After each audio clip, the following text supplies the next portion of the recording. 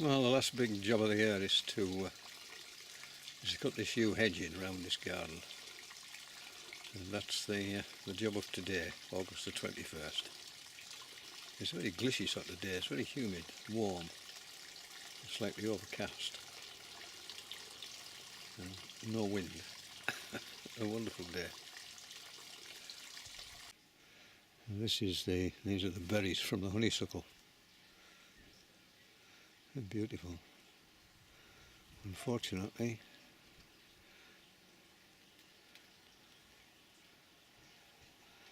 when we cut this hedge today, that'll be it. They'll all have gone.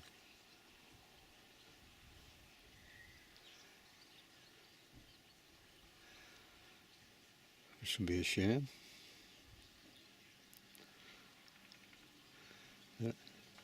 They're almost translucent.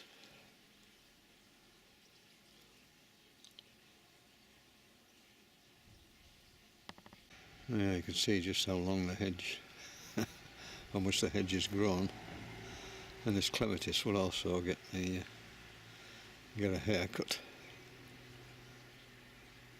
The hedge is quite wet actually. It's probably rained this morning.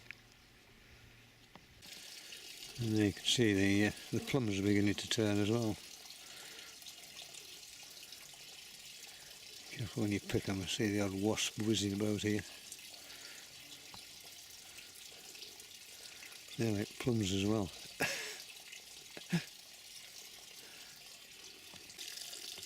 I didn't think there was going to be many, but there seems to be a lot more than I thought.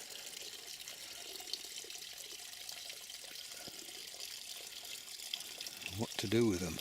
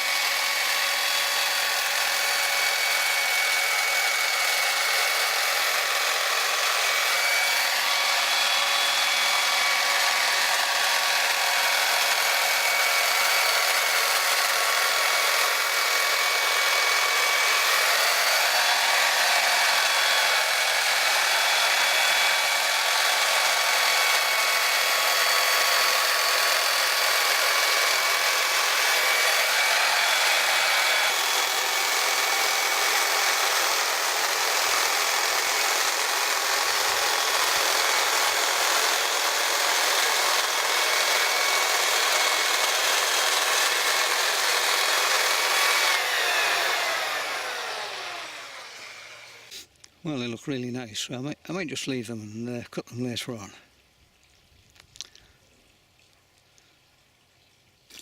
Well, I've just lifted this tree up. There's an ant's nest underneath, little ants. And a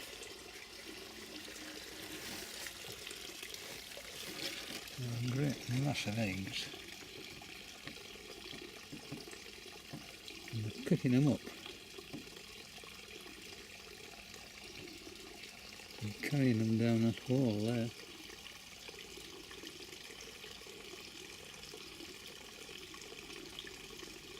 Amazing.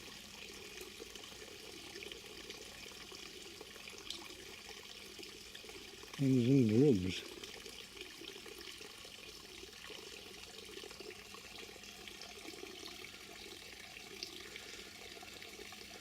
There's soon there'll be none left.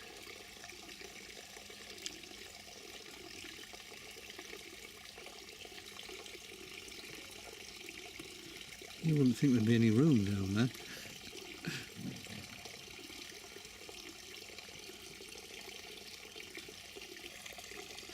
Problem is, if I leave it alone, underneath all goes yellow.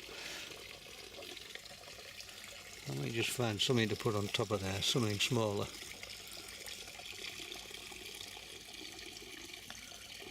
And there's none left, almost none left. I'll get a little tile or something to put on top of there. Don't want to destroy the nest, that would be stupid. Well, fascinating. Well, I just covered with that green plastic lid and put a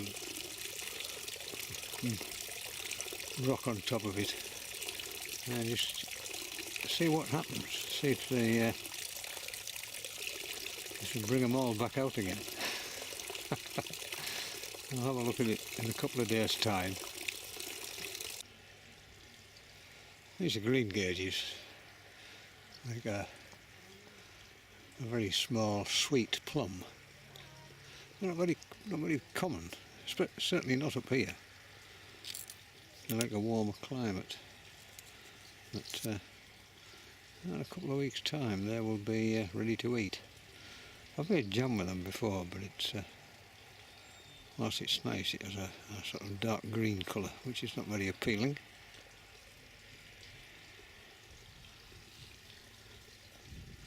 I didn't think there was going to be as many.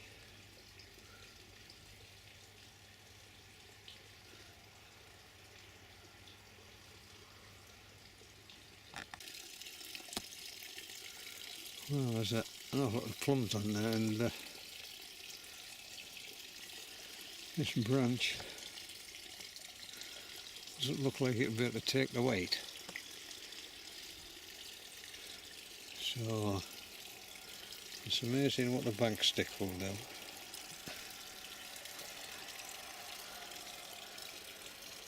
What makes it even better, of course, is it's adjustable.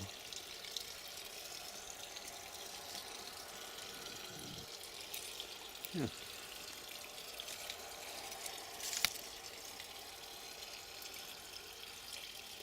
Excellent.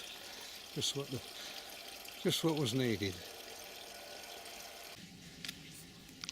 This is a wonderful little flower. It self-seeds. It appears everywhere. There's usually a great big patch of it in early spring, but now we're at the end of August, and every now and then one appears.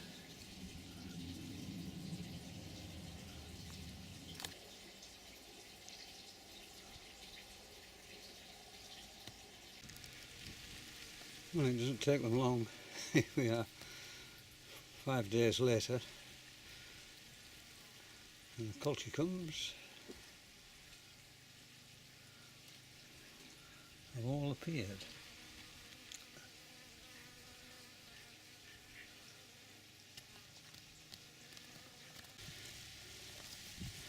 Everything suffered in the drought. Onions, I mean, some of them are alright, but the smaller ones will be alright for sandwiches, but they're normally bigger than that. And it's the same with the potatoes. Tiny potatoes. They'll be alright just boiled with the skins on, but you certainly won't see me through till next March, even when I get them all dug up. So I'm just digging up the potatoes. Oh, very disappointing. But, that's the way it goes. Meanwhile, the asparagus is absolutely thriving in this heat. It being a plant from southern France in the main.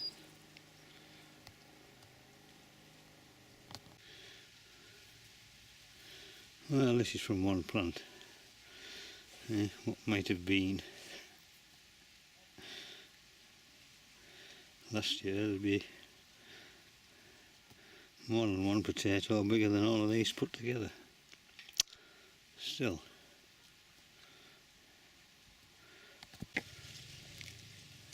Well, I was digging up my potatoes. The potatoes were a disappointment, but there's a few worms there. Next time I go, I'll try fishing for a decent sized perch.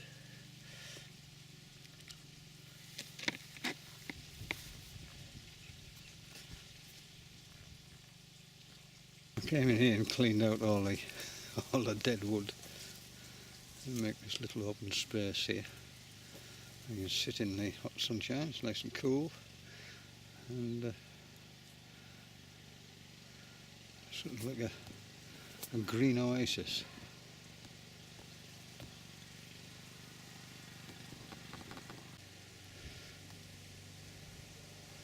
This is the sort of compost heap come bonfire, and every year where I've thrown small potatoes on there, they grow. I never think anything of it. So I'd be interested to see if these are any better than the ones I've just stuck up in the main garden. There's a few over here growing on this big pile of grass.